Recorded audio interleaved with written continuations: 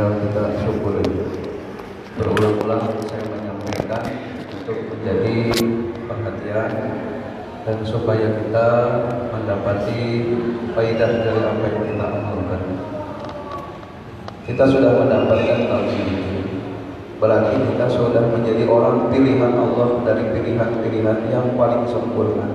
Ujung dari orang yang terpilih yang mendapatkan keutamaan di atas keutamaan.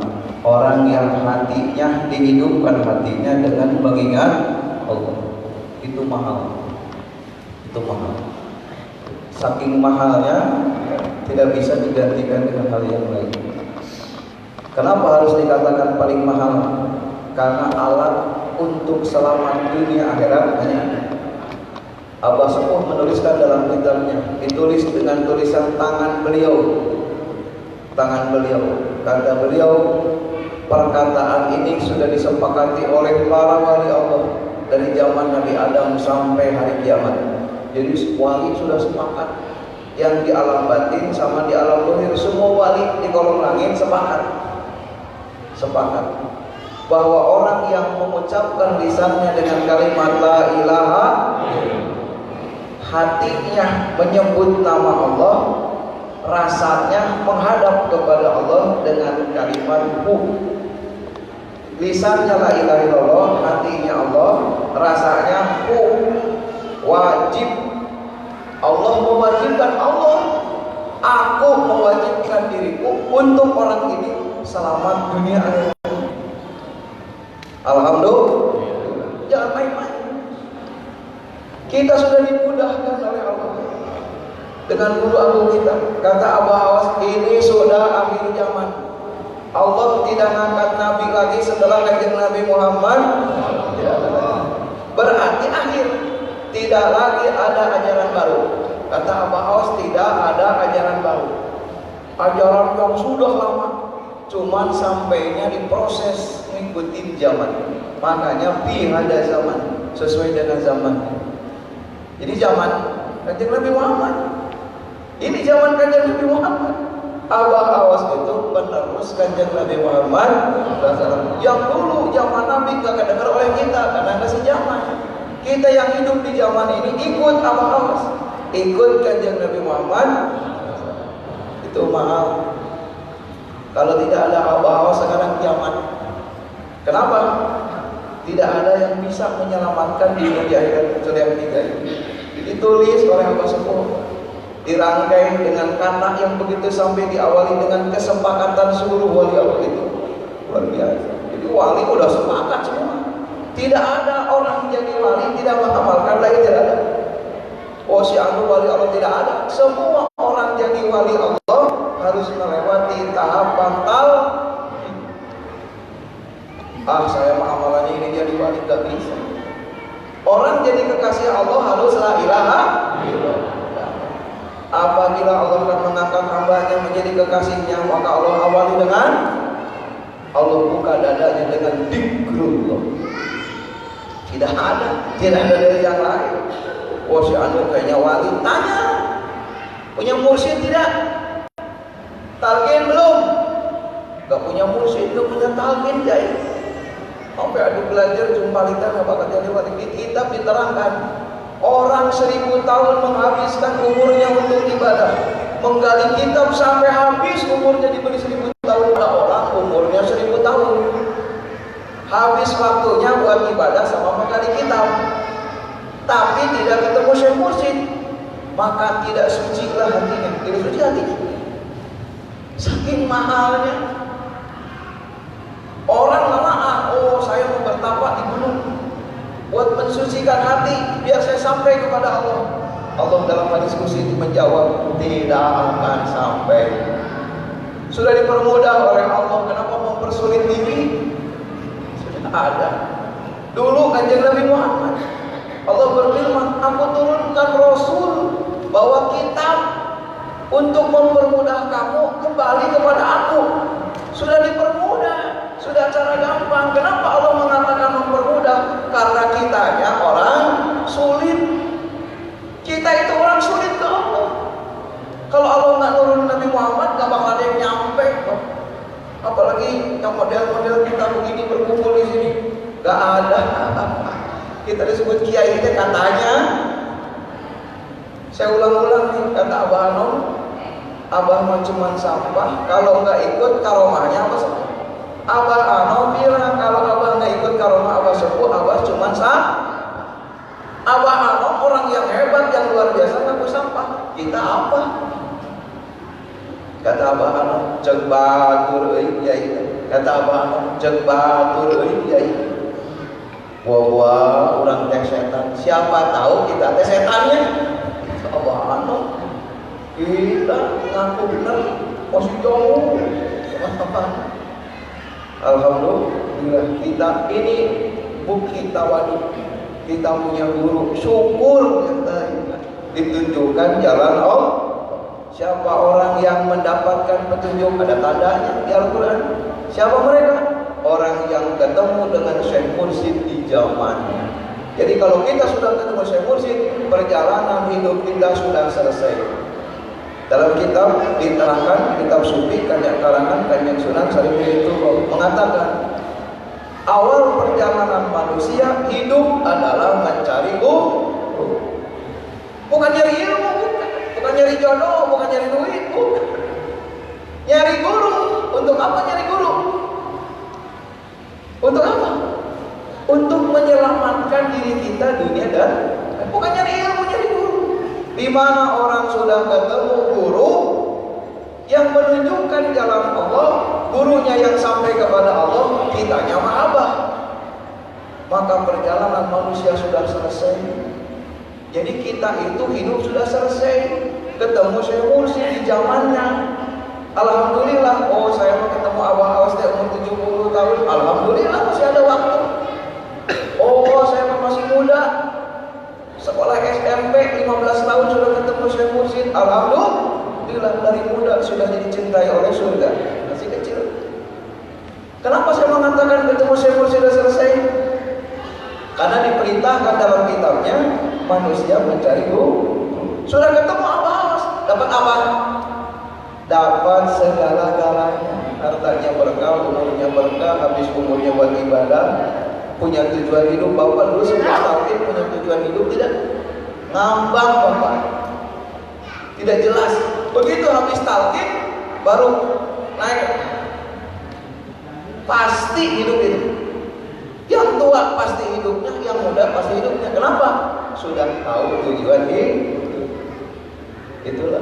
Makanya kan dalam surat Al-Baqarah diterangkan permulaan manusia adalah perbendaharaan hidup. Apa pada hidup? Masalah istri, anak, ekonomi, makhluk, segala macam. Puyeng nggak? Puyeng mulai sawah, China yang tadi, senang nyawa hayang panen loba hama terjadi pusing deui. Hayang boga pamajikan geus kawin, pamajikan carewet tara deui. Cenah hayang boga budak tahun-tahun teu boga geus kawin boga budakna bedongkong mencret wae geringan wae ribut deui wae. Allah sudah berfirman, dalam penciptaan dunia Allah menciptakan 360 bala. Hanya 2 yang diberikan kebahagiaan, awal dan akhir. Pengangguran pengen kerja, begitu masuk kerja senang gak? Begitu kerjanya riweuh gak? Tersenang lagi gajian. Anak sekolah, senangnya di mana? Didaftarin sama ibunya sekolah. Oh senang, udah sekolah pusing, ada PR, ada apa. Senangnya kenaikan kelas, udah gak senang lagi. Hanya itu. Kata Allah, kalau dunia dikasih senang, manusia tidak akan bertahan hidup lama. Tapi dengan penderitaan manusia jadi kuat. Makanya Bapak penderitaan jadi kuat. Makanya kalau orang banyak dihina, banyak dijelekin, jadi kuat. Kalau banyak diogok, disenangin. Makanya kata Abah Anom tahun 60 sabda, kata Abah Anom, murid Suryalaya mah kalau mau diangkat makomnya ada tandanya. Apa? Dihina. Oh, kalau kita kuat, lulus. Nanti dihina lagi, kuat lagi, lagi jadi yang terkuat. Makanya kalau banyak dicela, Bapak, wah ini mau naik makom nih, harus senyum. Anak sekolah juga nggak ujian-ujian, naik kelas, ayo gitu. Pindah pelajaran dia deui, udah teh. Pindah pelajaran dia deui, ulangan dia tapi naik kelas. Perbendaharaan, macam-macam. Lihat, makanya banyak orang stres, bapak orang mabok, orang nyari hiburan, yang bunuh diri, itu dia. Pembendaharaan. Orang yang ahli pembendaharaan itu diatur. Mana yang dipikirkan, mana yang tidak dipikirkan. Maka dia masuk ke dalam namanya sodron, artinya dada. Pembenaran yang lautan ini dimasukkan ke dada. Mana yang perlu dipikir, mana yang tidak. Aduh, kalau anak saya kuliah biayanya 50 juta, nggak kuat. Jangan.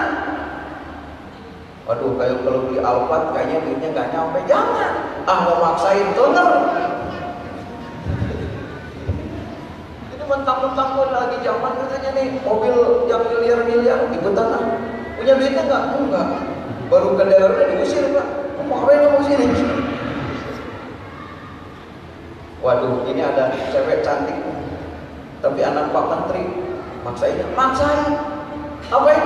Jadi sakit hati, nggak bakal diterima cintanya. Makanya dalam kitab 5 diterangkan kalau orang ingin senang, kufu. Saya nanya ke orang hikmah, apa itu kufu itu? Seimbang. Jadi kalau ngaca dulu, saya muka begini, bapak saya segini hartanya, saya sekolahnya SMA, kira-kira jadi jodoh yang gimana? Yang modelnya begini. Jangan nyari artis, jangan, nggak bakal ketemu. Nyari artis bedaknya 50 juta kata kayak sore ini. Dayanti itu kalau dandan 52 juta sebulan, ada yang mampu orang Subang. Makanya jangan nyari Dayanti, bakal dapat. Lagian gak mau kayak juga. Jangan cari artis. Berarti pembendaharaan itu dimasukkan ke hati. Yang dimasukkan ke hati mana? Yang mampu dipikirkan. Kalau di hatinya itu tidak ada zikir, bagaimana pembendaharaan itu masuk ke dalam hati? Maka seluruh urusan dunia masuk ke dalam hati, sedangkan dalam hati tidak ada Allah. Apa yang terjadi? Manusia terkontaminasi dengan dunia. Allah sudah berfirman 360 bala akan masuk ke dalam diri. Kuat nggak? Makanya kata Abah Sepuh, kalau ngambil ikan hidup di laut dipotong, tidak asin. Tapi kalau ngambil ikan mati di dalam laut diangkat, ikannya asin. Kenapa? Ikan yang hidup dalam laut tidak terkontaminasi oleh asinnya laut karena hidup. Tapi ikan mati dia menyerap garam dari laut sehingga rasanya jadi asin. Makanya orang yang hidup hatinya biarpun hingar-bingarnya dunia tidak akan terpengaruh karena punya ini. Yang tidak punya ini nggak bisa. Makanya orang liar, bapak pusing bagaimanapun hartanya banyak, tetap tidak akan menemukan kebahagiaan. Allah sudah berfirman, siapa orang yang benar-benar istiqomah di jalan Allah, maka Allah akan puaskan dia dengan Allah. Kata Syaikhul Qadir, cirinya muridku ada tandanya.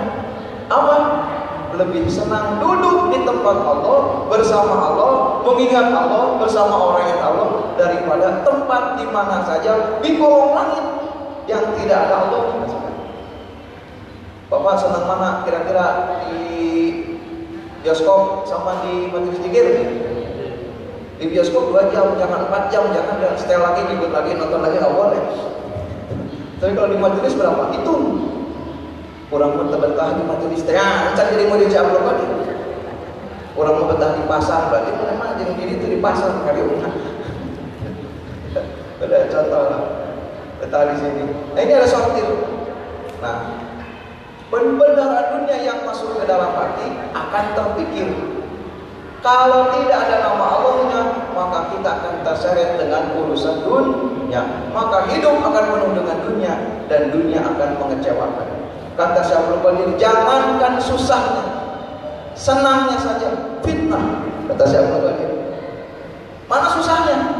Duit gak punya, abang keringan, pemajikan melawan, kumaha? Sesuai paek lah.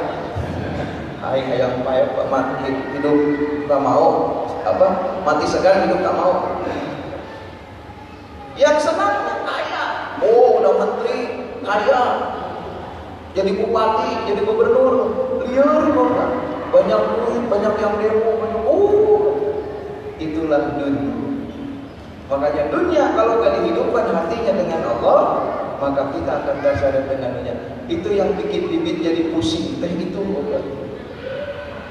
Ya, itu. Nah, setelah masuk ke dalam hati, maka manusia akan menghayal. Fu'ad dan hayal. Nah, coba Bapak ya, ada perempuan cantik, jangan saya nggak nanya yang tua, yang muda aja. Matanya ke sini saya nyari yang muda. Tapi yang tua kadang-kadang pengen juga yang cantik. Lewat. Nggak dilihat, masuk ke hati. Tidak. Lewat lagi. Tidak masuk. Begitu yang lewat, ini cocok nih. Udah seksi, udah keren. Itu Mang Ade begitu melihat, wah itu masuk ke hati nih, nyer ke sini nih. Wah masuk. Si cantik tadi masuk ke dalam hati. Sudah masuk ke dalam hati pasti menghayal, andai jadi istri saya. Maka setelah tadi ngeliat masuk ke dalam hati jadi hayalan. Makanya kenapa la ilaha illallah pakai tahayuni? Dibayangkan dari bawah besar diangkat sampai ke ujung. Kanan, kiri, illallah. Kenapa seperti itu? Supaya kalimat la ilaha illallah menyatu dengan fuad, dengan akal pikiran dalam hayalan, supaya hayalan kita dijaga oleh la ilaha illallah. La ilaha itu kalau makanya bedanya orang thariqat dengan bukan orang thariqat, dikirnya selain ditalqin beda. Kalau orang gimana? La ilaha illallah, la ilaha illallah. Mana tetap? Kalau kita la ilaha illallah, la ilaha illallah. Harus lain dia dikir teh betul. La ilaha illallah. Kita membicara energi di bawah dikir teh. Bukan begini. Dari bawah. Ini saya diajarkan oleh dulu ajaran alam dari Abah Sepuh. Ngangkatlah itu pelan sampai ke dada.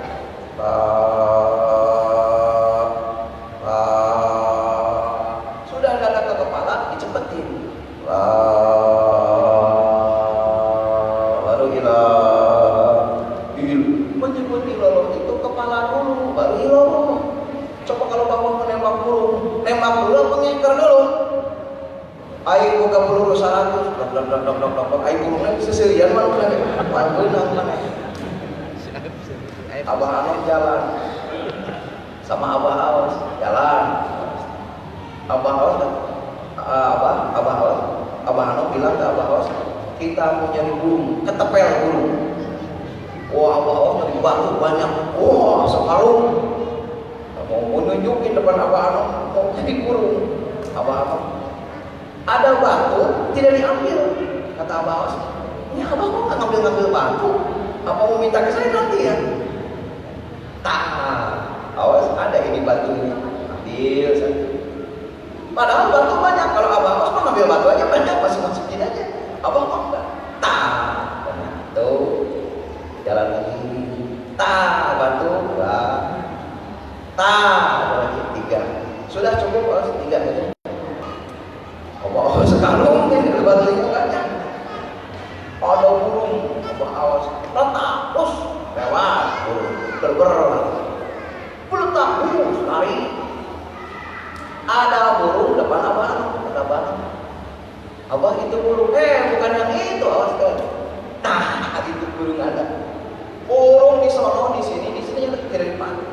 Tuh, 3 batunya. Nah yang ini batunya, ambil batunya tengah, cepret karena kepala pluk jatuh. 1, Abah Aos udah ngebanding berapa Abah Aos. Ini cerita Abah Aos ke saya, murid bersama gurunya. Kita mah tidak tahu ya, Abah Aos dididik begitu oleh Abah Anom, tidak tahu. Pikirnya di madrasah. Ternyata guru dididik sampai berjalan-jalan tidak tahu itu. Abah Anom keluar madrasah sama Abah Aos sampai nyari burung. Cerita ke orang ini, Allah alam itu. Cerita ke saya pendidikan ini.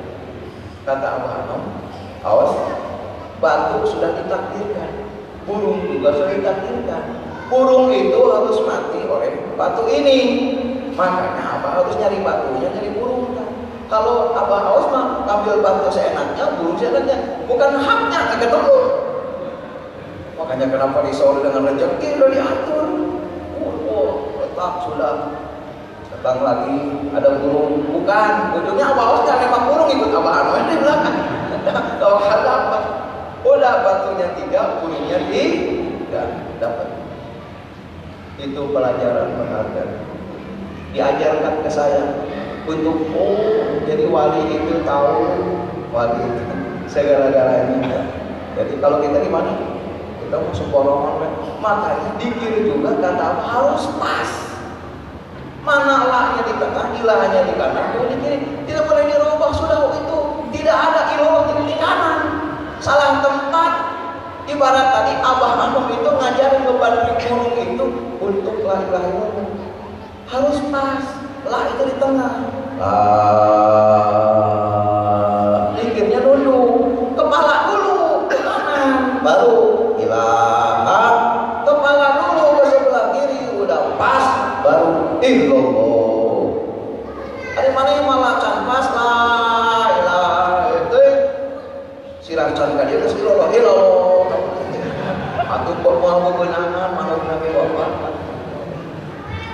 Sirah lah. Oke. Hulu heula bisa ke. Ilaha pindahkeun huluna ka dieu balik illallah. Lain can pindah hulu geus illallah ini kita kata-katakan kemana? Adi geus 10 ribu mah teu nama aya ilmuna, moal diajarkeun ku saya bisi belieur teh meneh ge. Aya ilmuna, dikir ieu teh aya. Ayah dikira teh kan mau diajarkan carikan ku Abah. Ka dieu. Nya apa? Dia dia. Nah, mulai nu ada gini. Ulah diajarkan dikir ningali akhirat.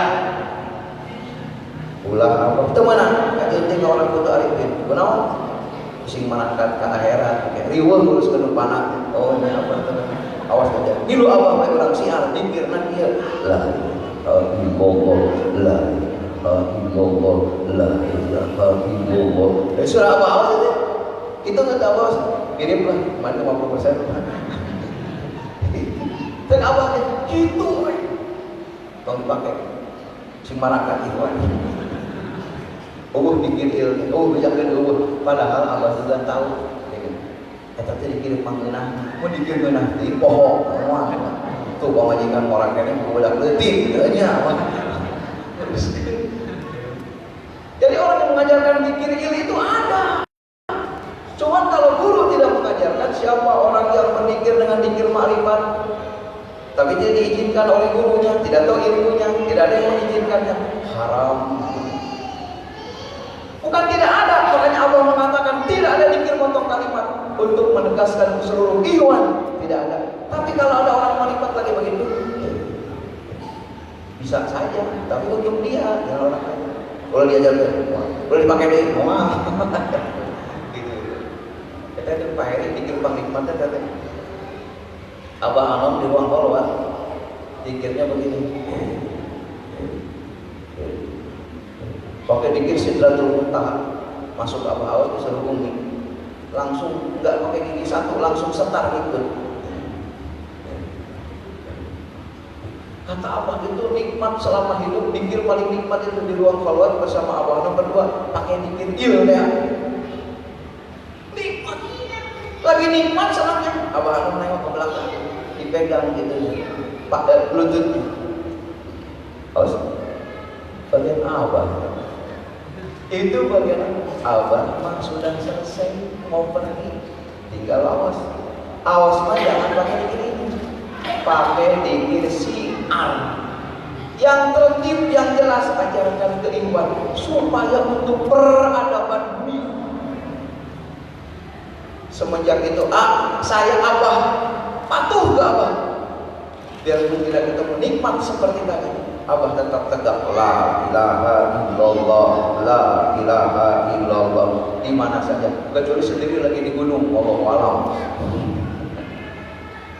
Tapi kita jangan mengatakan zikir itu haram, tidak ada. Banyak pengetahuan ulama mubalik menghina zikir ini. Kenapa? Kurang ilmu pengetahuan. ikhwan. Dikir ini dikir kulium, dikirnya para wali Allah. Tapi tidak untuk umum.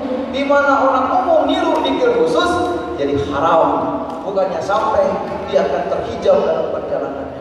Hati-hati Bapak, can matang ilmu mau Allah somara rodel. Ada orang di Suryalaya dikirnya begini, iluh, la ilaha illallah. Kata Abah hari siang kabakar sorangan yang canggih sana durukan batu. Durukan sorangan kemarin mereka batu. Carekan Bapak mahul. Datang lagi murid Abah Sepuh yang sudah 60 tahun pikir di belakang Abah Anom Suryalaya caruring kami yang mau gulingan ayo cek Abah hari si dari bro Iwan air didurukan sia Iwan air didurukan sia tanggung jawab sama panah hanya gak gede apa sih ya beda udah ahli yang kedua ditegur juga bikin orang kata yang si Ibro itu bilang begini atau kalau gak ngerasain maka kapan ngerasain selesai gitu kan begitu Bapak. Jadi dikir yang begitu itu ada tapi harus ahli, ada ilmunya, ada ijazahnya. Ya bilang kalau dikir jamaah jadi imam. Sorot orang-orang yang lemah dikir hobi sorot. Kalau ada iwan 500, sorot satu-satu. Lihat. Oh. Ada yang lagi ngelamun. Joloti. Ngelamun, anu ngelamun. Jalati. Dihentak oleh imam. Jalati. Mengguru bukan. Karena ditujukan. Itu dia untuk membantu. Ari mana nyawa dah debater dan ngelamun. Untuk kalau sok model ya latih. Kau sekolah ilmu kecuali tahu. Oh, kasih tahu. Kakak saya dikir di belakang saya, kakak ipar saya dikir la ilaha illallah, la ilaha. Kakak saya lagi hitung celengan. Ilmu mereka. Adik-adik ingat Allah lain hitung celengan di bayar saporo. Nya cuma ingin celengan yang dijual yang dibawa ke Jakarta. Astagfirullah. Mana hari mana ukuran sama banyak tanya kuningnya Allah tempat. Tapi yang dikir begitu itu ada. Jadi tidak boleh menyalahkan, tidak menjelekkan. Tapi kapan kita pakai dikir itu untuk siapa orangnya? Harus ada pembina. Paham ya? Ini untuk meluruskan. Jadi menghina jangan. Dikir il itu ada. Il itu kepanjangan dari Allah. Kependekan dari la ilaha. Dibahas Madila rumah bayar waktu nak pulau dari desa. Sudah masuk ke dalam hayalan. Lihat mobil orang masuk ke dalam hati jadi hayalan. Jadi hayalan itu lebih parah daripada hati. Makanya kata awas hati itu fungsinya dua. Abah Sepuh menuliskan fungsi hati cuma dua. Satu untuk melihat Allah hanya ini. Kedua untuk menampung sifat Allah. Jadi Allah menurunkan sifatnya ke diri kita supaya kita punya sifat Allah masuknya ke dalam hati. Kalau hati sudah punya sifat Allah maka keluarnya jadi sifat Allah, akhlak Allah. Kata Abah Awas, jangankan orang lain, kamu saja tidak boleh ada dalam dirimu, dalam hatimu. Apa maksudnya seperti itu? Kompor batur sesorangan itu menang, hati itu. Ngerti nak? Jangankan orang lain diri kamu sebagai, kan hati punya saya, masa saya tidak boleh ada? Apa maksudnya? Segala perkara milik. Oh, jangan ada keakuan diri. Lamun hati sudah ke Allah, kalau hati sudah kepada Allah, maka segala bentuk perbuatan milik Allah. Oh, siapa yang mendirikan manakib di sini? Oh, Pak Ojan, Pak Haji Dadang. Begitu Iwan sudah terkumpul sebanyak ini, saya tidak punya apa-apa. Ini milik Allah. melalui karomahnya guru agung kita terjadilah seperti ini. Saya mau tidak punya pekerjaan. Abah Anom dapat hadiah dari PPP, dikalungin emas, dikolong hadiah. Sewakil kalkin kumpul semua. Apa kata Abah Anom? Naon ieu? Dengan polosnya, naon ieu?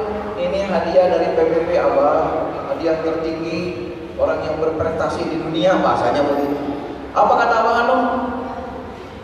Yang punya jasa banyak mau balik sama wakil talkin, abah mah nggak punya apa-apa. Ajunan jajan tersungkur nangis, nggak kuat. Itu guru kita. Kalau kita gimana? Menang hadiah. Oh, untuk pamer sesuka muter. Kalau kita dapat hadiah, melakukan dapat hadiah, wah, menang hadiah kalpat taruh dari presiden diarak pakai mobil keluar siram ngumpul pakai sabun. Oh, ayo menang hadiah. Keliling Subang. Tapi Abah Anom dikalungin. Naon ini apa? Abah dapat hadiah orang tren. Apa kata Abah Anom? Yang punya jasa mau balik sama abah yang tidak punya apa dapat. Kita bisa begitu belajar di saat itulah yang disebutkan kita tidak ada di hati kita sendiri, tidak ada keakuan Bapak. Semua milik Allah. Datangnya saja oleh guru kita, kalau pakai guru juga nggak ada dari Allah ke kita jauh. Kita masukkan pelaksanaan takdir, kurang hebat, tapi hebat mana takdir nawe pas hebat, itu ya. Makanya hati-hati dengan hayalan. Makanya kekuatan dikir lah, jangan dirubah itu. Maka dihayalkan dari dalam. Kata kitab Tamilul Qulub, Rasulullah SAW bersabda, apabila aku melakukan hukuful qalbu, menundukkan kepalaku hanya untuk menghadap kepada Allah, aku mengawalinya dengan membayangkan sebuah batu kerikil kecil sebesar ini. Aku simpan di bawah 2 jari pusarku. Rasul ini, kemudian aku tarik dari bawah sampai mengetuk ubun-ubunku. Rasul itu tidak asallah, harus ada yang bergerak dari dalam. Mengetuk ubun-ubun. Dia mengetuk ubun-ubun, tinggal diceli wingnya. Tong ningali banget, tinggal diceli. Tinggal diceli itu kan. Kuping kalau bahasa Indonesia. Lihatin.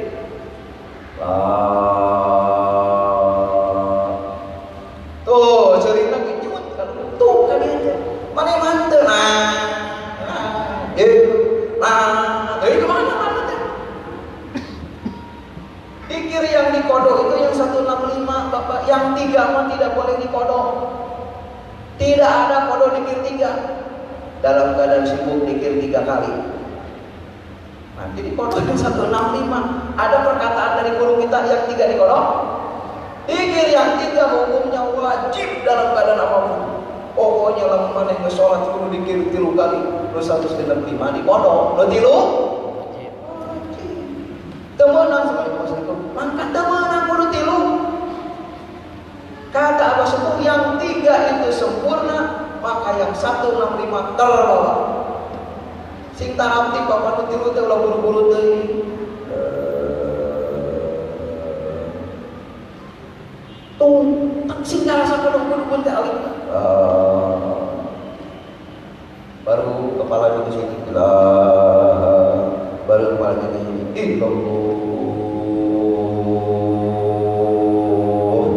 Sampai habis napas. Sing tertib ulah buru-buru. Nah, anu 165 pepel. Nah, kalau bete nu penting nu 3. Paham, sing rasa. Ada apa gini rasa? Tim dipanjangkan lahnya.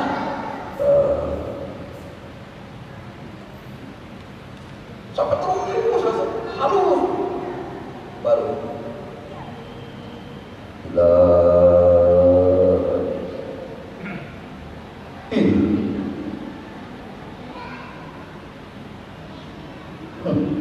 itu doang itu deh.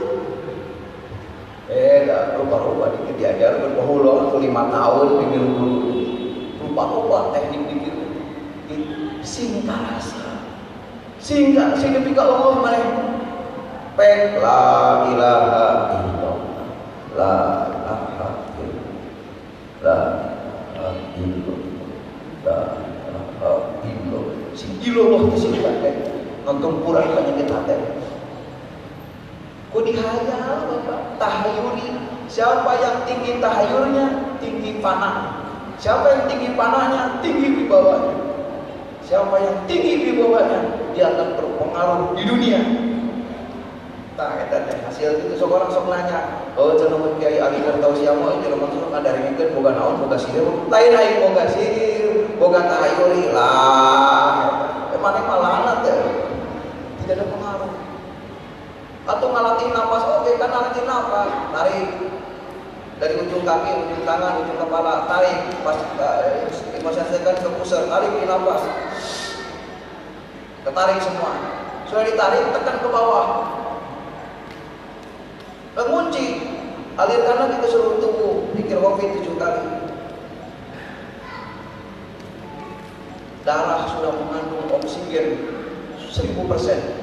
Obat paling manjur, obat paling top di kolong langit, di mana darah sudah mengandung oksigen, tidak ketemu asam urat, tidak ketemu kolesterol, tidak ketemu marodel, nyeri suhu, lalu minum walai,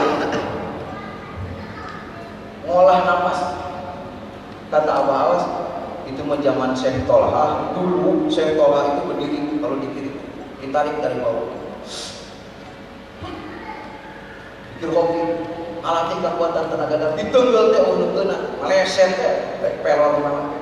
Kok diikir Bapak? Kiai Ali cenah ngajarkeun hikmah, lain ngajarkeun hikmah, ulang mursyid urang baheula diajarkeun kitu. Ayeuna mah make rompi anu perlu kan. Teu kabeuli deh. Apa saya salah mengajarkan begini? Kalau saya nambah amalan silahkan saya hujat salah. Tidak mengolah nafas. Untuk apa? Allah berfirman, hampir-hampir nafas itu menjangkau Tuhan. Siapa orang yang menguasai nafas, dia sudah menguasai dunia. Dengan nafas, kamu akan terbuka segala perkara. Kenapa segalanya? Hirup yang nafas, terbuka nafas bapak. Tuh Bapak, jadi suku negara. Abah harus mengajarkan. Dia Abah Anom, mesti jadi suku, jadi tongkol, segala. Harus. Sing anu nyari nawak, ohnya, toh belajar, toh. Apa ano? Saya herannya Abah Awas kenapa nggak ngajar ke orang banyak? Kenapa Abah Awas tidak ngajar orang banyak? Makanya kalau saya ditanya, Abah benar ngajarin ke kiai ilmu ini? Kata aku, Abah masuk itu. Kata mah awe kijeunan, urang jadi kapitna wae. Padahal ilmu itu khusus. Kenapa diajarkan ke orang ini bisa ngolahnya? Panel mau diajarkan dia, dan percuma. Kata Sayyidina Umar, tong ngajarkan ilmu zakat ka jelema teu boga duit. Sapa mau amere zakat teu dimake eueuh.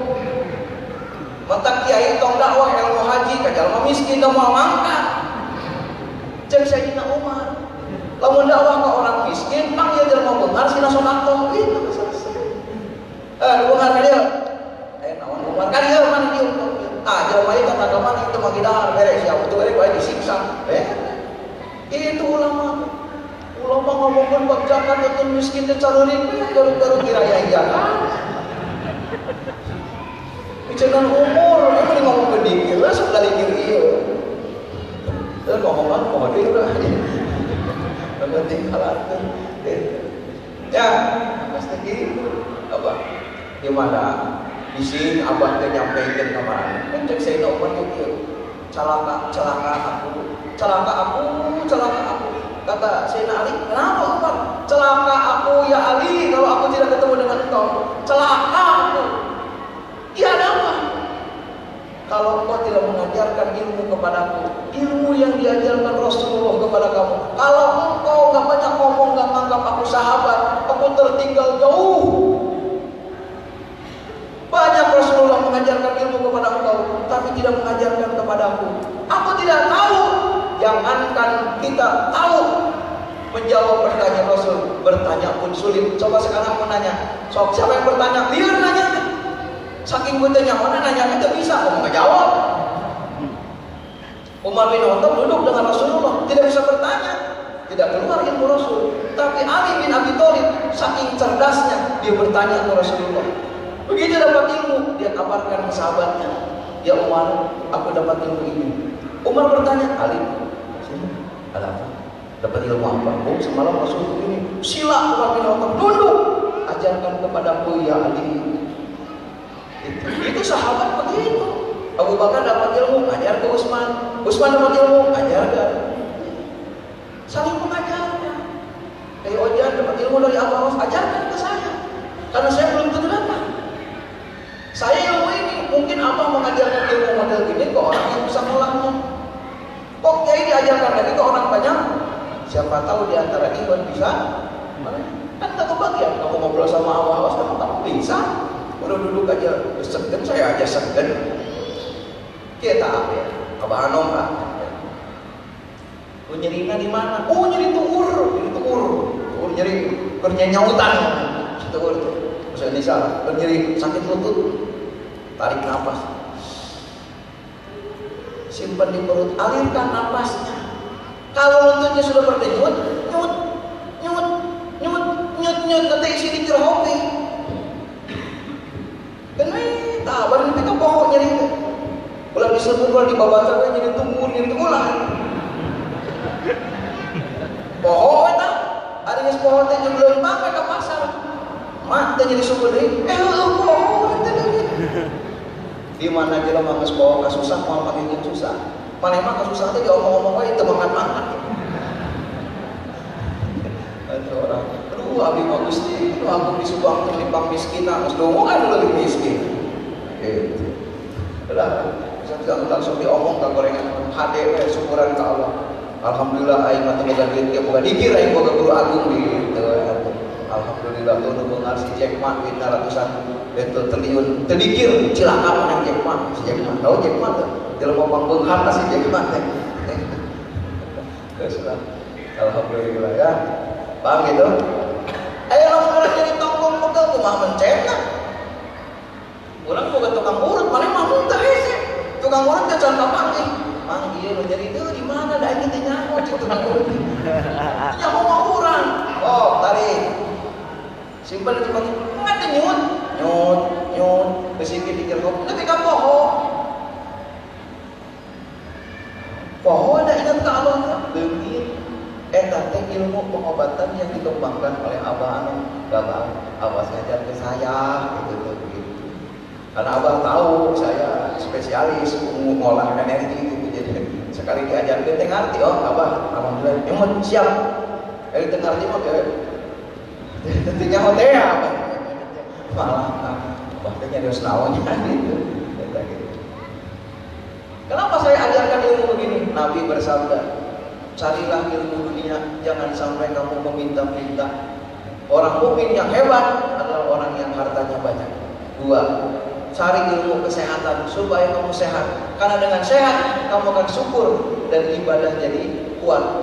Dengan sehat jadi kuat. Cari ilmu kesehatan untuk menopang ibadah. Orang mukmin yang hebat, yang hartanya banyak, yang badannya sehat. 3. Cari ilmu agama, cari ilmu akhirat untuk menenteramkan hati di dunia, untuk menyelamatkan di akhirat. Sempurna enggak? Oh, ibu mana iban we tegawe-gawe atuh ribu. Ari barang balik ka imah we dahareun pamajikan apa-apa kan leungit dikit teh.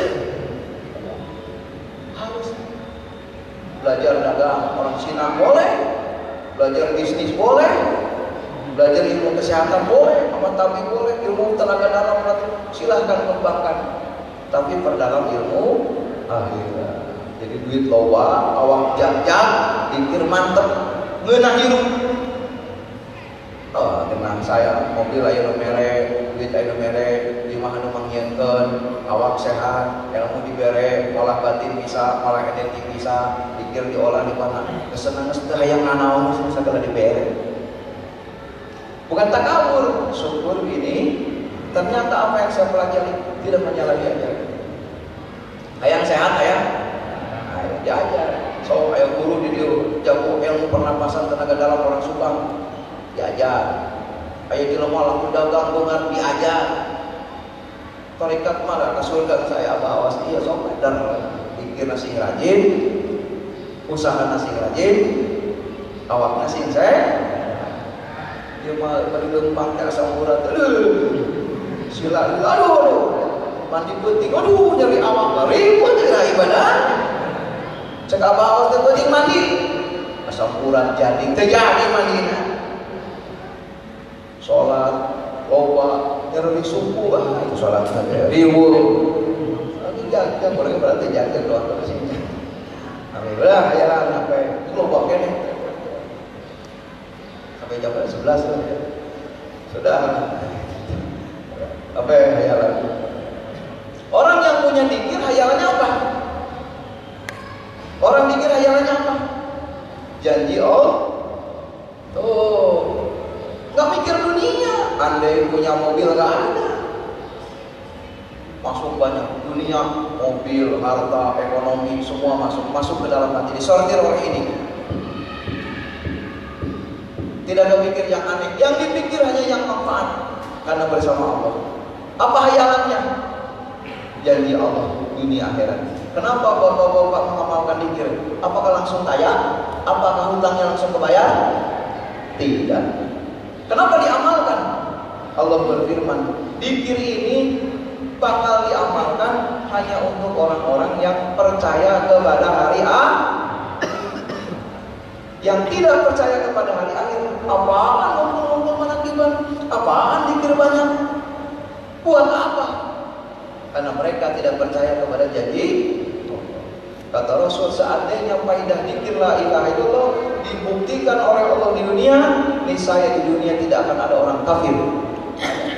Semua menjadi pengamal la ilaha illallah. Sahabat bertanya, ya Rasulullah, kalau gitu minta aja sama Allah supaya faedahnya dibuktikan di dunia. Apa kata Rasul?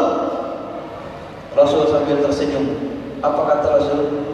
Allah akan menguji di antara kamu yang percaya kepada janji Allah. Itu makanya kita mau percaya, yakin. Makanya yang dihayalkannya sambil senyum teh. Ayo ngesini murid Abah awas selamat di akhirat siga nama alhamdulillah bari sadari teh. Kenapa kamu senang manakiban? Bunga senang. Karena yakin kepada janji Allah. Pak Haji Dadang diriku Pak ngumpul jeluk mau kan udah jeluk mau liur jadi dipitnah batur digorengkeun batur hayu batur. Kalau Pak Dadang tidak yakin kepada janji gurunya, saya yakin cuman kuat 2 bulan prem. Aing mah capek menang duit, aing mah pakai target mah ngeunah dieu balik di amplopan. Aing tukang dieu mere duit malah keluarkeun duit. Kalau Pak Haji Dadang imannya lemah, aing mah manakiban deui rugi aing mah. Sok 1 juta manakiban mending nyicil mobil hiji deui. Kan begitu. Apakah Haji Dadang langsung kaya? Tidak, biasa. Itulah janji Allah. Makanya Allah akan menguji di antara kamu siapa orang-orang yang benar imannya kepada Allah. Begitu udah berbuat baik dicela deui, eta terek naik pangkat, langsung amuk. Aing teh kurang kumaha kurang sumpah teh anak dicela aing kurang suka mau aing ngurus ke mana kumaha del kayak mau aing ngurus aing naik pangkat. Itu namanya putus asa. Padahal itu teh mau naik derajat. Karena mah udah punya senjata kalau dihina teh. Naik pangkat. Pada jadi hati. Alhamdulillah. Ilmu dasar kayak gitu. Diajarkan Bapak sing sabar. Orang yang menjelekkan sedang menjelekkan dirinya sendiri. Orang yang menjelekkan kita sedang menjelekkan diri sendiri, sedang membuka aibnya depan kamu gitu. Kenapa kita dijelekkan? Karena dia tidak ridho melihat kebaikan kita. Kenapa iblis ngajak masuk neraka? Ngiri iblis sama kita ibadah terus maka jadi ahli surga, dia masuk neraka, maka diajak-ajak ulah. Lu ngagorengkeun urang teh hayangan jika urang teh roh nama. Nafsu roh nama hayang jika tidak ada. Hayangan jika saya teh hayangan jika bapak teh preman tatoan. Aing mah salat mau puasa. Kata nafsunya, kata rohnya iri lihat kita manakiban teh Bapak. Abah menyampaikan kalau masjid dipakai manakiban, seluruh masjid di kolong langit yang tidak dipakai manakiban iri. Semua nonton. Kapan saya dipakai manakiban? Kadang-kadang manakiban itu pasti dipakai manakiban dicarang ke DKM. Gagal Pak. Apa nanti masjid? Masjid ini akan bersaksi di hadapan Allah. Orang yang melarang orang tinggal di masjid akan jadi saksi dan akan menjadi musibah di akhirat. Itu Bapak menghalang-halang. Mana sih? Menghalangan thariqat. Ayo nah. Allah berfirman dalam Al-Quran, aku akan giringkan manusia dengan sukacita dan bahagia menuju surga. Kemudian ada Allah perjalankan lagi satu perjalanan yang dirantai kakinya. Kemudian dalam keadaan bersedih dan meratapi dirinya menuju neraka. Aduh, ayo mau ribu. Kemudian Allah pertemukan pada pertemuan nureka surga kersaleri jeung neraka papanggih blok.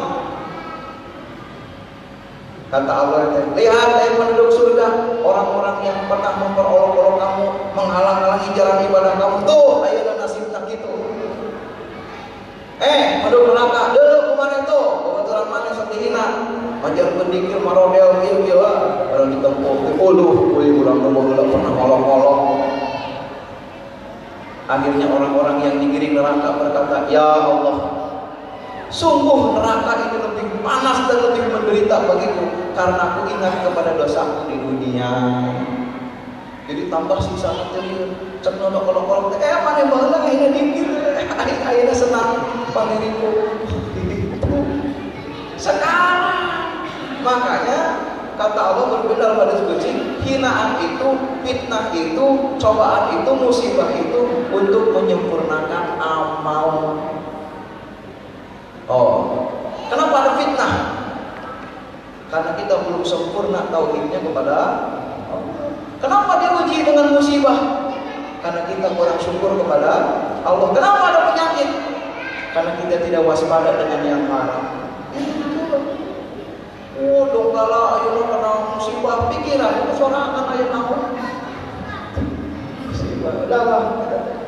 Sepada nanti orang tua yang kumaha nya angka iwan dan fitnah kene itu menandakan Pak Dadak dilatih oleh Allah sampai sejauh mana tauhidnya. Mundur berarti tidak yakin kepada Allah. Mau terus maju berarti dinilai oleh Allah benar-benar yakinnya kepada Allah. Itu deh ujian. Saya dihina orang kok berhenti. Kayak kami gitu. Terus maju tidak mundur mau dihina. Waduh amat. Alhamdulillah. Tapi ke Masjid Agung Subang mau kedua ya. Kenapa orang Subang manggil saya? Bukan kehendak saya, bukan kehendak siapapun. Untuk menunjukkan saya dijelekin orang, tapi masih datang ke sini. Kemauan Ikhwan. Apa itu deh? Allah sudah berfirman, siapa orang yang benar di hadapan Allah? Siapa orang benar di hadapan Allah? Kemudian orang-orang mencelaknya. Allah akan buktikan kebenarannya di hadapan mereka yang ngomong. Kemudian mereka berputus asa. Kiai Ali dihina, kalau kata Pak maju kurang ajar. Kira silakan nanti. 1 tahun Abah Kiai Ali kapan dicopot pakai targetnya tidak jadi. Tahun kedua kirim surat ke Skatilu tidak jadi. Aduh biar, kurang nanti jadi. Kiai Ali jadi copot-copot. Sakit hati nggak? Sekarang nyampe ke Masjid Agung Subang, mau minta malior, aduh ayo, kayak lagi kita payah-payah, tegering-tegering. Mobil nanti ganti wae, liur deh, asal dipitnah ganti mobil, dipitnah nambah majelis, liur itu teh janji Allah. Allah akan buktikan, nanti pada akan dibuktikan oleh Allah kalau sudah benar-benar. Tambah benghar Bapak jadi pemangku mana gitu, buktikan. Tambah sehat, tambah benghar, tambah senang, tanpa fitnah tela lieur. Tapi kalau pada dah mundur, geus tong jadi babaturan deui.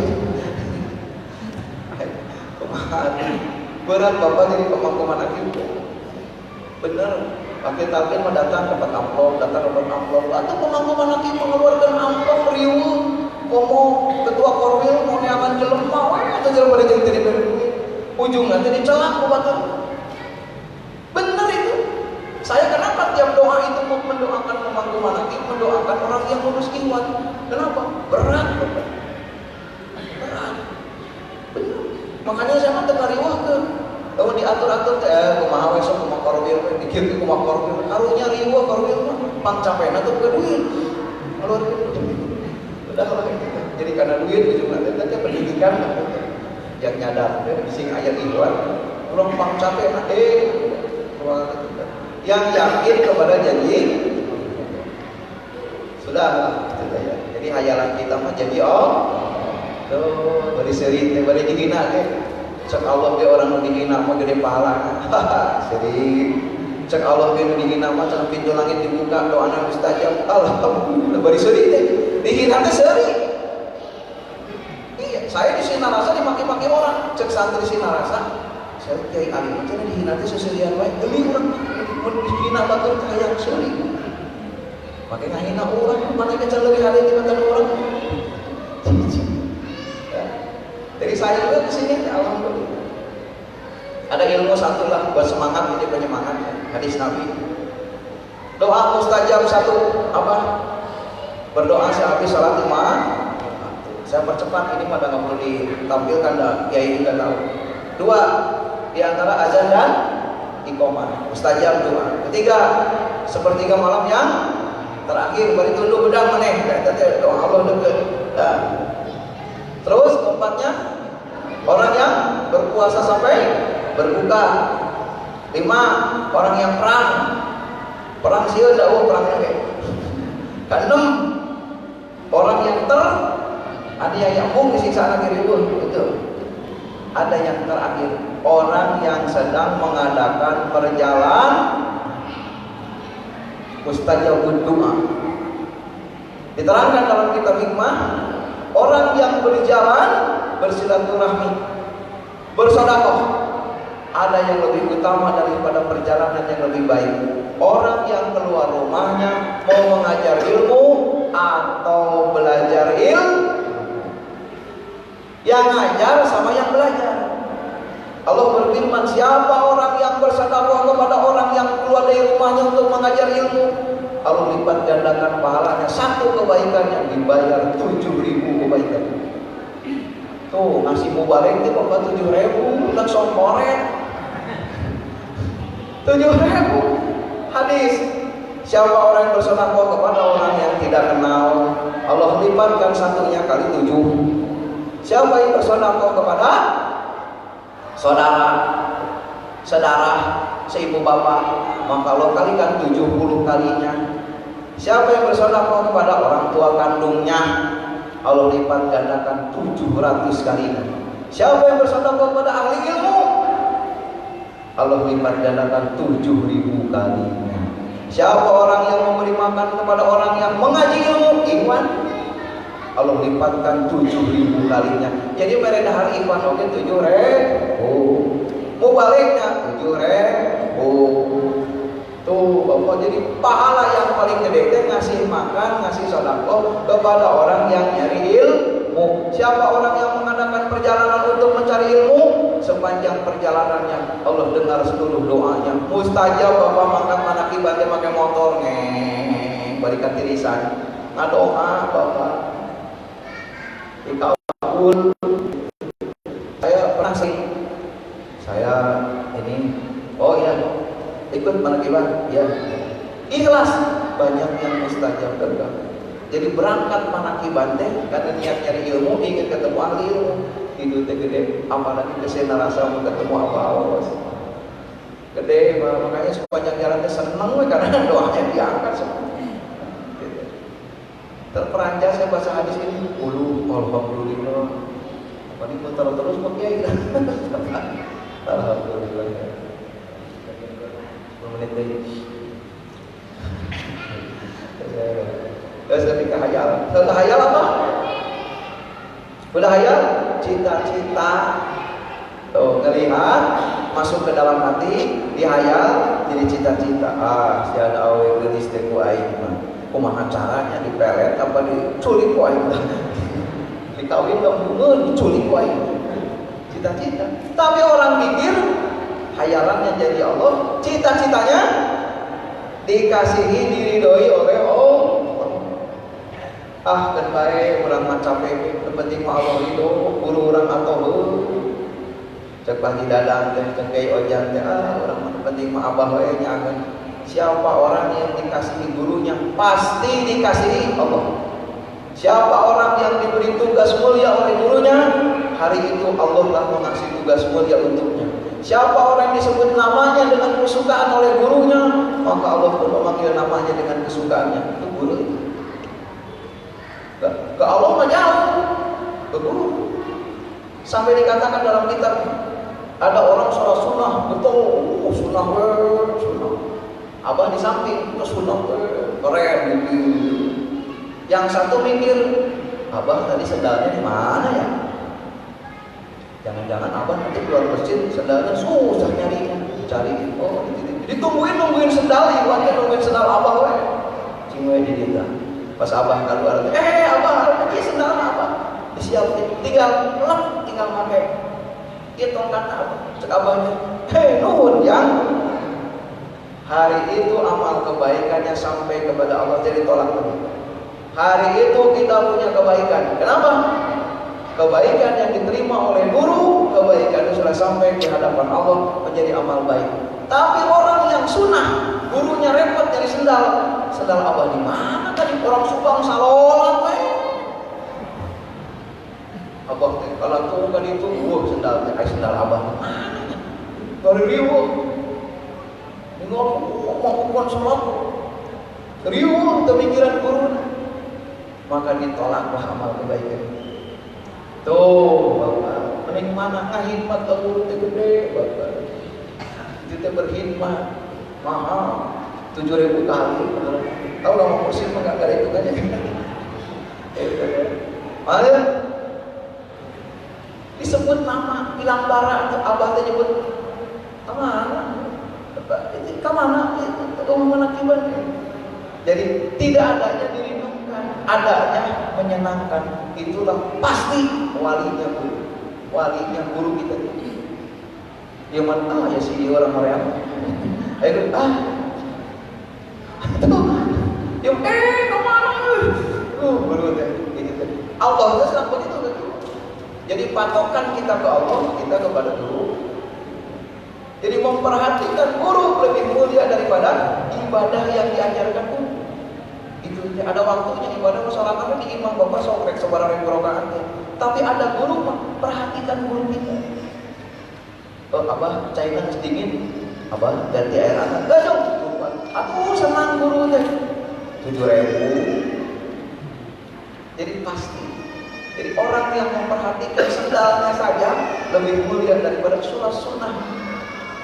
Jadi sopir, abah keluar lari, harus duluan siap jadi orang siap. Itulah. Itu secara hukum tasawuf itu pada guru itu bukan mendewakan, pantas.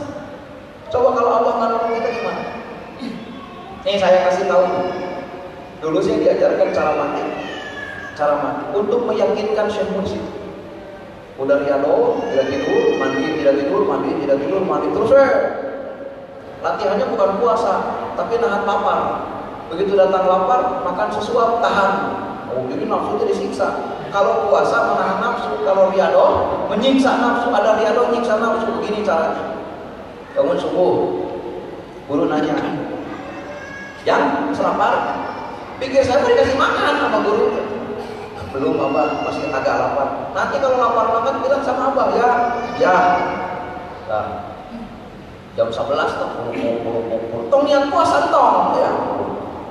Bah lapar banget. Nah, senang makan apa?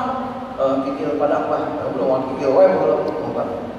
Belikan, Mang Adi saksinya. Mang Adi beli kikil, enggak. Nasi padang, so pulang darah hari ini. Mang Adi, abah Sunadi, saya.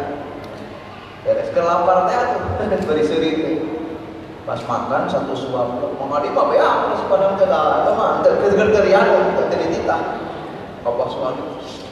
Mending mana kikil teh jam ngomong. Ai barang saya ngahuap, kikil saya kikil cek abah teh. Ditebak tangan, tong diteruskeun jam. Nonton orang makan, kita lagi lapar baru sesuap ngerasain nikmat suruh berhenti. Temenang abah terus kan sauna tonton terus.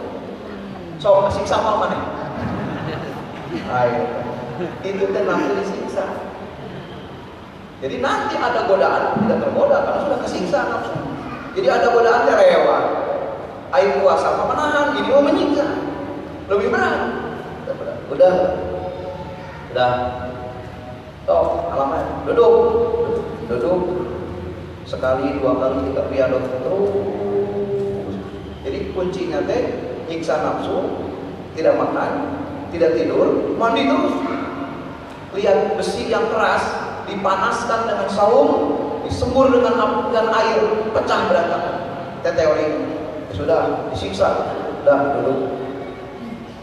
Dengar khobar, malaikat Israil turun ke bumi, mau ngambil nyawa orang ini. Begitu turun, kemana turun? Ke Abah Anom. Assalamualaikum. Waalaikumsalam warahmatullahi wabarakatuh. Israil naon? Saya disuruh oleh Allah untuk mengambil nyawanya itu si Ali Masluri kerdiuk tawajuh. Diambil perintah Allah. Kata Abah Anom, sabar.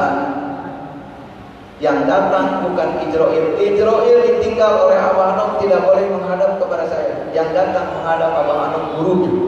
Mau percaya mau tidak pengalaman ini bodoh amat, terserah. Aing mah bisa baca kitab dari macam pengalaman, dirinya syukur tetap baik tulisan tidak. Ayo waktu kene, kene waktu Pak Ojan bisa dicopot. Ada orang iya Pak Ojan mah balan dia terus balan. Beres datang. Siapa yang datang? Abah Anom. Tinggalin Abah Anom, jelek Abah Anom di depan. Saya sudah sakaratul maut mencoba. Mesti ingat nama. Cek Abah Anom, hidupkan. Oh, itulah talqin yang kedua setelah saya ditalqin di dunia olehnya. Jadi begitu sakaratul maut, mata nutup, kuping nutup, semua sudah tidak lagi kejutan. Yang hadir bukan siapapun. Di dalam ilmu keterangan dalam kitab diterangkan apabila manusia sakaratul maut, iblis sudah sumpah, aku akan menghabiskan seluruh daya. Bagaimana orang mati dalam badan kufur, maka aku mewujudkan diriku bagaimana orang ini menjadi kufur. Maka Allah haramkan orang yang mau mati 3 hari 3 malam tidak boleh ada makanan dan minuman yang diserap oleh tubuhnya. Maka tubuh mati dalam badan panas. Jadi orang mau mati itu panas betul. Maka iblis datang menyerupai nenek moyang. Kamu kenal siapa aku? Oh iya, kakek saya. Kamu kenal kakek kamu itu ahli ibadah? Iya, kakek saya rajin ibadah. Orang thariqat lagi. Ini saya bawa air. Mau minum? Mau. Itu iblis menyerupai saudara kita. Dengerin olehmu cucu, saya ahli ibadah belajar thariqat, ternyata saya masuk neraka. Bohong, apa sepuh Nabi Muhammad bohong, la ilaha illallah bohong. Yang selamat orang Nasrani, orang Yahudi yang selamat. Ini saya bawa air minum. Ucapkan hari ini Muhammad dusta. Allah tidak ada. Ucapkan kalau ingin selamat, nih saksinya. Bayangkan orang bagaimana berkomunikasi dengan iblis. Belum tentu seorang kiai mati dalam badan husnul khotimah. Berat Bapak. Israil datang dalam keadaan wujud yang menakutkan. Itu apa? Berat sakaratul maut. Sekarang kamu tidak merasakan, nanti merasakan. Iblis itu tipu daya luar biasa. Makanya banyak orang yang beriman kita tidak tahu. Orang tua kita, saudara kita, tetangga kita mati dalam badan kubur tidak tahu kecuali dirinya. Waktu sakaratul maut, roh di tenggorokan, dia tidak beriman kepada Allah. Tidak tahu. Kelihatannya mati pakai jubah mati belum tentu dalamnya. Karena komunikasi ini hanya untuk diri yang tidak kelihatan oleh orang umum. Saudara, Israil menakutkan, ya, kemudian ditipu daya oleh iblis berat. Tapi kita tidak diperkenankan oleh guru kita. Israil datang hanya memberi khobar saja kepada Syekh Mursyid. Syekh Mursyid datang. Ini perlu mati apa perlu tidak? Syekh Mursyid yang menentukan. Israil balik. Saya masih butuh orang ini panjang umur. Maka harus punya kerja kepada Syekh Mursyid biar panjang umur. Bantu perjuangan guru, panjang umur, sehat, murah rezeki. Itu begitu Bapak. Karena ada musibah saja datang kepada Syekh Muhammad, datang kepada Abah Awas, kata Abah Awas, ini perlu nggak dapat musibah ini dikasih sakitnya selama sebulan? Oh jangan, orang Subang berantakan kalau nggak ada orang ini. Kasih sehat aja, sakit seminggu saja. Begitu. Bener itu, saya nyaksi pakai batin, udah datang. Talqin apa? Begitu ditalqin yang kedua, perlu kita lepas. di bawah. Kata abang, semua orang harus melewati alam barzah. Begitu lewat alam barzah, saya diperlihatkan alam barzah itu alam penderitaan. Itu alam barzah seperti apa? Satu, kompleng buta rata, gelap tidak dilihat. Kedua, rasa takut yang berlebihan. Tiga, gelisah.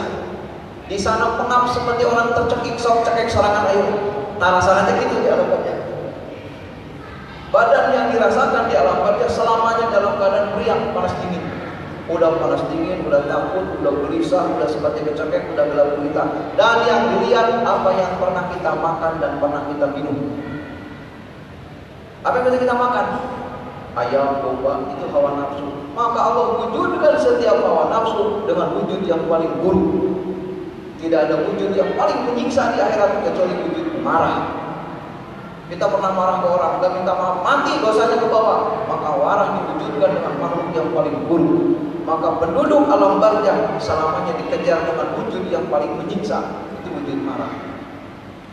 Apabila dalam hidupnya pernah mencela manusia kemudian tidak minta maaf, maka celaan Allah ciptakan dengan wujud binatang yang berbisa. Kalau jengking, tarantula mengejar kita. Jadi yang di pokok gelap, tapi yang melihat adalah makhluk-makhluk. Jadi kalau mencela pada jengking, lemedengki, ular, marah, singa, macam-macam ada. Semua makhluk yang menakutkan. Jadi kerjanya orang di alam barzah adalah dikejar, takut, selamanya lari. Kata Nabi, seandainya kamu mendengar cerita orang di alam barzah, niscaya kamu akan mati. Saking menyayangi alam barzah. Lewat. Kita transit dalam sebentar untuk melihat, untuk syukur bahwa kita tempatnya bukan di situ. Semua orang yang tidak punya zikir hobi, biarpun orang soleh, masuk ke alam barzah. Terbagi tiga, ada alam udah gelap banget, nggak bisa dikirimin doa. Keduanya, orang yang punya iman, tapi jadi gelandangan, nggak punya apa-apa. Yang ketiga, orang soleh tapi belum punya zikir, tetap ada di alam barzah. Karena arwah tidak akan terbuka kecuali dengan ini. Saya ngomong nih, pakai saksi, karena saya orang bodoh, harus pakai saksi. Abah sudah menuliskan sumpah saya ini di kitab tauhid. Demi Allah, demi Rasulullah, arwah tidak akan terbuka kecuali dengan ini. Seberat apapun, segede apapun iman orang, sehebat apapun ibadahnya, tidak punya ini, mampir di alam barzah. Satu, alam siksa yang tidak punya iman. Dua, orang soleh tapi tidak punya zikir. Itu tempatnya tetap di alam sana. Linglung Bapak, tidak tahu. Tapi kita biarpun amal sedikit sudah punya ini, dihantarkan oleh guru. Makanya Abah dengan tegas kepada saya, dosa paling gede yang dilakukan anak Adam tidak mau menerima punya guru mursyid. Abah ulang 3 kali. Dosa paling gede bukan zina, bukan judi, bukan membunuh. Dosa yang paling besar tidak mau punya guru. 2, orang paling zolim kepada dirinya sendiri menolak punya mursyid. Kamu sekarang tidak paham, tapi nanti kenapa Allah mengatakan orang paling zolim kepada diri kamu sendiri?